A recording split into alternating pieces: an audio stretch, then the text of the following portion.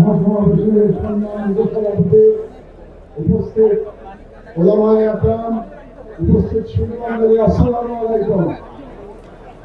আজকে আমি প্রধানত এখানে উপস্থিত হয়েছি শাপলা চত্বরে যারা শহীদ হয়েছেন তাদের প্রতি শ্রদ্ধা জানানোর জন্য এবং তাদের আত্মার প্রতি মাগফিরাত কামনার জন্য আমি আজকে আপনাদের সঙ্গে উপস্থিত হয়েছি।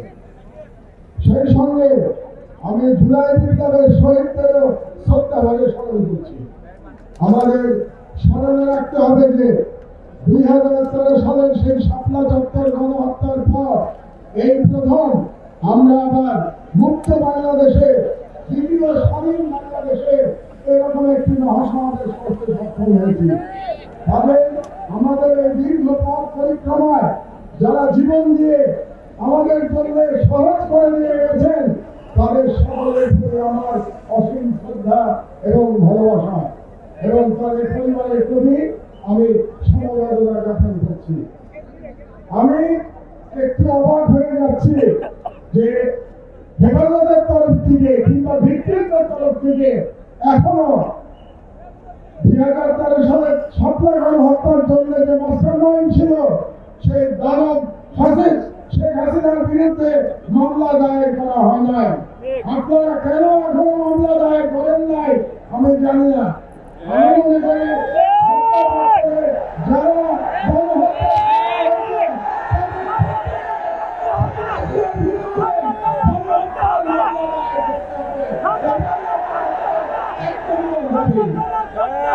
দ্বিতীয় যে কথাটি আপনাদেরকে আমি বলতে চাই, আমরা মুসলমান, উম্মার প্রতি আমাদের ভালোবাসা রাখতে হবে।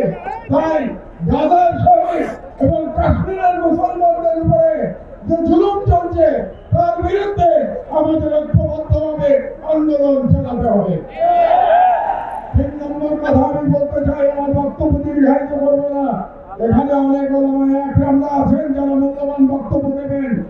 আপনারা নারী নীতি নিয়ে প্রশ্ন তুলেছেন। এ ব্যাপারে প্রথমে ডক্টর ইউনূস সরকারের প্রতি আমার একটি প্রশ্ন আছে যে আপনারা কেন অপ্রয়োজনীয় ইস্যু তৈরি করছেন? নারী কমিশন করবার জন্য জুলাই বিপ্লবের তরুণেরা জীবন দেয় নাই, জীবন দিয়েছিল বাংলাদেশকে ফাঁসিবাদ মুক্ত করবার জন্য, বাংলাদেশ থেকে ভারতীয় আগ্রাসনবাদ মুক্ত করবার জন্য। আপনারা সরকারে বসেছেন যাতে করে বাংলাদেশে আর ফাঁসিবাদ ফিরে আসতে না পারে। আপনাদের দায়িত্ব শুধুমাত্র সেই সংস্কারগুলি করা যে সংস্কারের মাধ্যমে বাংলাদেশে ফাঁসিবাদের পুনরুত্থানের পথ আমরা বন্ধ করতে পারবো। কাজেই ডক্টর ইউনূস সরকারের প্রতি আমার বাংলাদেশের একজন প্রবীণ নাগরিক হিসেবে পরামর্শ থাকবে, আপনারা অপ্রয়োজনীয় ইস্যু তৈরি করবেন না। এবং আমরা দেখতে পেয়েছি আপনারা অনেকগুলো অপ্রয়োজনীয় সংস্কার কমিশন করেছেন। এই সমস্ত সংস্কার কমিশনের কোনো প্রয়োজন ছিল না। আপনারা রাষ্ট্রের সম্পদ এবং সময় নষ্ট করছেন। আমার অনুরোধ, এই সমস্ত কমিশন আপনারা বাতিল করে দেন। এই সমস্ত কমিশনের কোনো প্রয়োজন নাই। আর আলেম ওলামাদের কাছে আমার নিবেদন, আপনারা নারী নীতি নিয়ে লড়াই করতে গিয়ে বৃহত্তর লড়াই থেকে সরে যাবেন না। আমাদের বৃহত্তর লড়াই ভারতীয় সাম্রাজ্যবাদের বিরুদ্ধে লড়াই, ইসলামের জন্য আমাদের লড়াই। যদি নারী নীতির মতো একটা ইস্যু নিয়ে আন্দোলন করেন তাহলে আমাদের যে বৃহত্তর আন্দোলন এটা ক্ষতিগ্রস্ত হবে। কাজেই নারী নীতির অবশ্যই আপনারা প্রতিবাদ করবেন, কিন্তু তার মানে এই না যে আমরা মূল লড়াই থেকে সরে যাব। মূল লড়াই থেকে আমাদের সরে যাওয়া যাবে না।